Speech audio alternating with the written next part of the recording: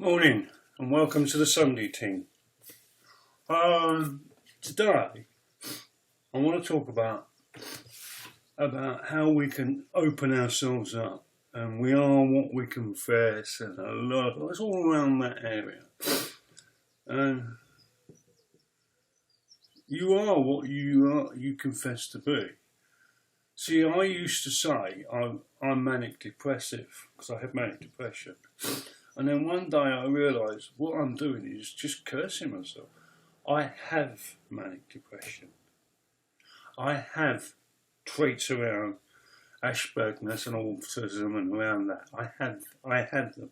But I am not them. They don't own me. Because that's what it is. That's what it's all about. I am the I am. You know what I mean? This is what God said. I am the Alpha and Omega. I am the first and the last. I'm the thief, the start and the end. Do you know what I mean? There's a lot of I ams that God and Jesus said. Jesus said, I am the way, the truth, and the light. And he speaks a lot about that.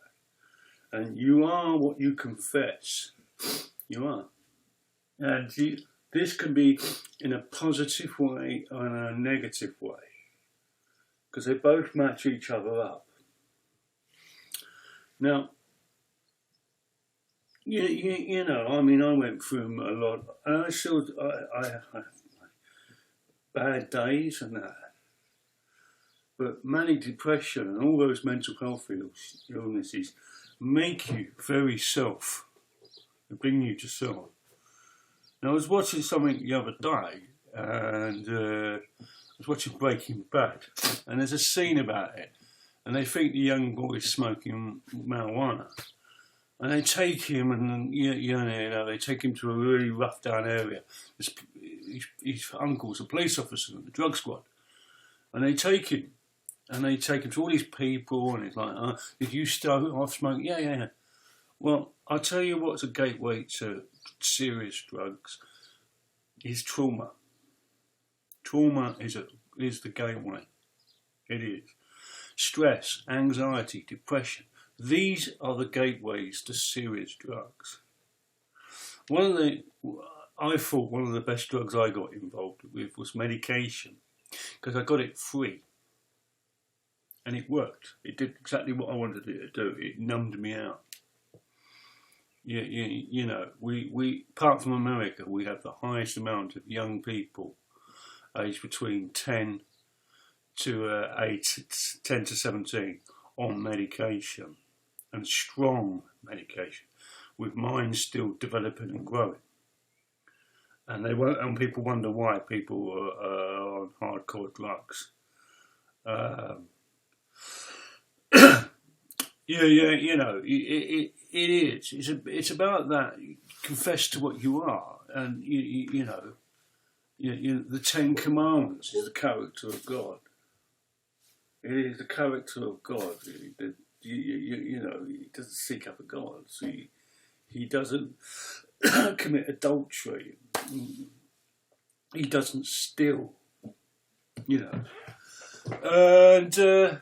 These are very, very much the characters of him.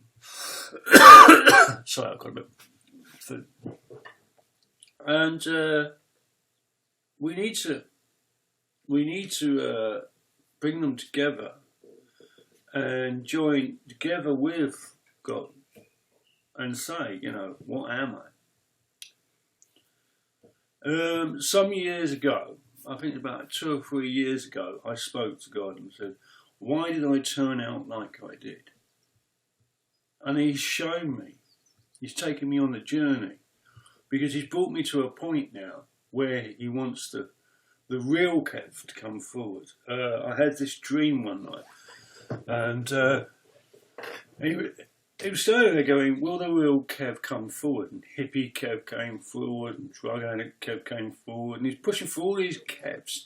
Saying, no, DJ Kev, no, not interested. And suddenly, in this corner of the room, was this foul old child, naked, dirty, growling. And he went, there he is. because of the things that had happened to me, the things and how I lived. I became beast-like. I became animal-like. And he picked up the kid and goes, there you are, there's the real kid. And I'm biting and scratching and kicking, and he just hugs me. And he's taken me on this amazing journey of self-discovery. But it took a long time to get here. And I had to go through loads of different things and, come to the point where it's like, I'm done with all this, and, and I remember sitting in my old front room with a friend of mine, and I sat there and I had tears falling down my face, and I went, if I was a good Christian, I'd be in ministry now, I'd be doing all these great things. And he started laughing. And I went, what's funny? And he said, do you think God's got a calendar or a clock? Do you think when you went off, he went, oh, where's Kev gone? And at that point, God set me free of time and day. There is no time and day with God. I hadn't taken 25 odd years to get to that point. I hadn't. There was no time. There was, he knew where I was. There's nowhere I could go. I went 10,000 feet in the Himalayas, thinking, you can't come and talk to me. I know, I've been in nightclubs. I've been in drug dens. No, I'm going to talk to you anywhere. I created all this, Kev. Remember that? I am your Lord God. And it was an amazing journey. 2012, I sat in a church, and he was like, you've had your moment, come on, in you come. And and since then, the walk has been amazing. And it's revelation every day, every moment, sometimes. And it's opening it, it's being open to it. And I am not the person I was. I am a son of a living God. I am. And my Father is in heaven, and inside me, and around me.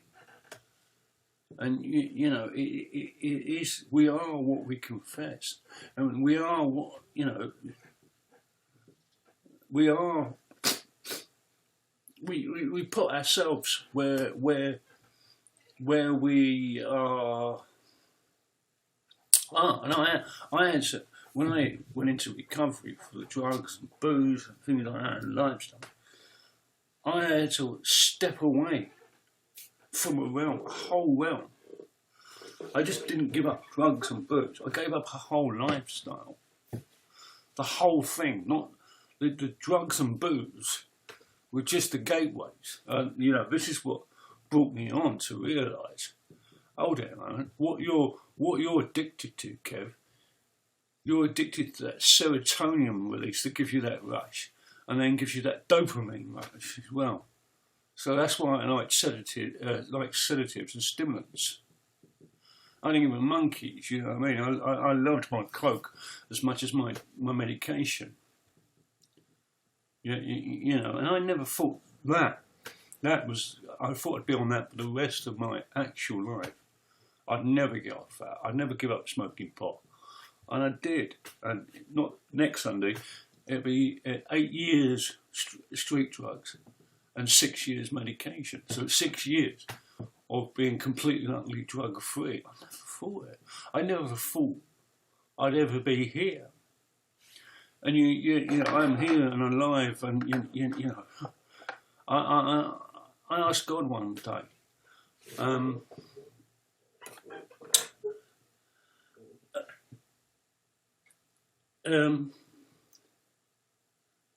So I lost my train of thought there. I asked God one day, I said, how long have you been, God asked me, how long have I been on looking after you, Kev? I went, since I was born again? No. Since I was born? No. Since I was conceived? No. When? Before even I said, let there be light, that's when I've been looking after you forever, and I will. I had to learn a really hard way that where God said, I will never forsake you and I will never leave you. I had to learn. I didn't believe that for a long time. I know what it's like to be truly and utterly lost. And I mean lost and believing it. I was 10,000 feet up in the Himalayas in India. And God contacted me. And I was walking and I was lost and get altitude sickness when you're not that far. Everybody gets it. If you ask me my middle name, I'd have to think about it. Anyway. So I'm walking along and I'm lost and I think, right. I just stood there. I turned my MP3 off, my music. And I stood there and I just went, right, God, if I've blown it, let me know. If I'm doomed, let me know. Shout it, stop my voice. Not a word. Nothing. I put my MP3 back on, and I was listening to an album by Yusuf Islam, Cat Stevens, and he's got this song, and it's the minute you walked into the room, I knew you were the one for me. That's the opening line. And I remember when I was first converted, God took me right back. I knew. I'd not long joined Plymouth Vineyard, and I got prayed for, and I realised that I was a new creation. It took 27, 28 years to realise that, as a Christian, on and off, that I am a new creation. When you come to Christ, you are a new creation. You are brand new. This is what repentance means. A part of repentance is that's dealt with. When people go, when old Hoofy goes up to God and says, he did so and so, God goes, don't know. Because he doesn't forget. He chooses to forget. I'm just like, no, don't know what you're talking about. Sorry. And that's the point of repentance. It's not just me, it's God as well. We become one. There's great in it. That's why the Lord's Prayer, it says, forgive me, Father, as I've been forgiven. That's about people who don't want to forgive. He understands that you can't forgive. And there's hurt and pain there. My God, I'd be doomed. And he understands that. And he goes into that. And he takes it off you, and you take it back. And, you turn around and say about me and Mum, I've got issues around my mum. She did this, she did that. And God just turns around to you and goes, what would you have done better? Donk! Yeah. And it is. It's about letting go and moving on. You're not a piece of rubbish. You're a beautiful, wonderful human being. And you're loved and cared by your Father. And I know a lot of people have got issues around that. I did for a very long time. It took me a long time to call him a father because of my own father, my biological father. And that's what he wants to do. He just wants to be that loving, caring Father. Peace and may your God go with you and have a beautiful day. Thank you very much.